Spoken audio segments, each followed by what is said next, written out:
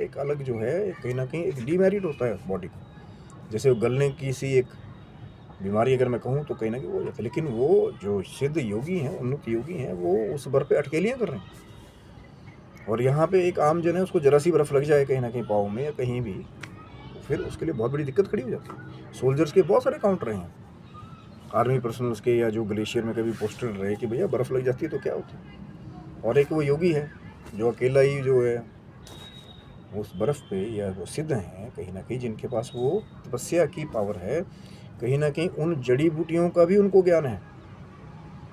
अब वो तो बहुत सारा तो बाद में लोगों ने वो वीडियो निकाल-निकाल के सूर्य नाड़ी, चंद्र नाड़ी और आप प्राणायाम ऐसा करेंगे तो बॉडी को गर्म कर लेंगे, एक ठंडा करती है, एक गर्म करती है। वो तो ईड़ा पिंगला का काम तो शुरू से रहा है ना कि एक बॉडी को वार्मनेस देने वाली, एक ठंडा करने वाली, वो पहले से ही है बॉडी में।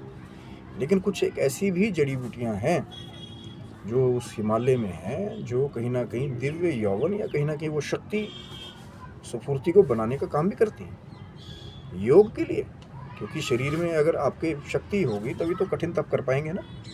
नहीं तो जीरो लेवल का भी थोड़ी देर के लिए बैठने के लिए बोल देंगे अगर तो 5 मिनट में ही हालत ख़राब हो जाती है बड़े-बड़े सिद्ध साधकों की। तो फिर बड़े-बड़े प्राकृतिक आवरणों में, पहाड़ों में रहने का या गुफ़ाओं में रहने का जो तप है, जो कहीं न कहीं हार्ड वर्क है, वो फिर वो योगी ही कर पाता है। जो कहीं न कहीं जिसके पास वो शारीरिक श्रम होता है कहीं न कहीं। नहीं तो बाकी सब बहुत लोग जाते तो हैं, मत्था टेक देते हैं दूर से।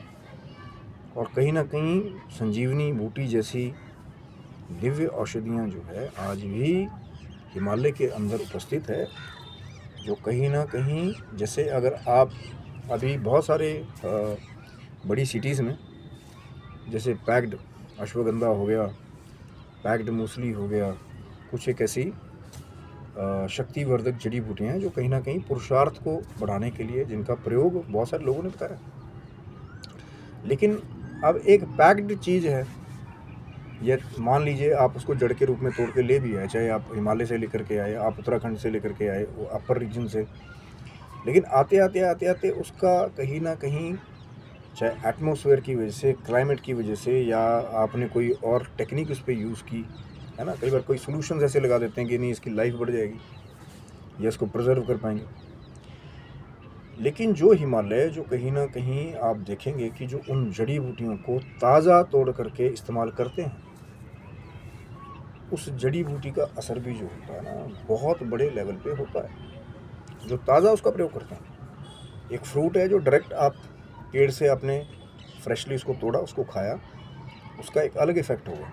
और उसी फ्रूट को जो है तोड़ करके किसी कूल रेफ्रिजरेटर में चाहे उसको 6 महीने जो है वो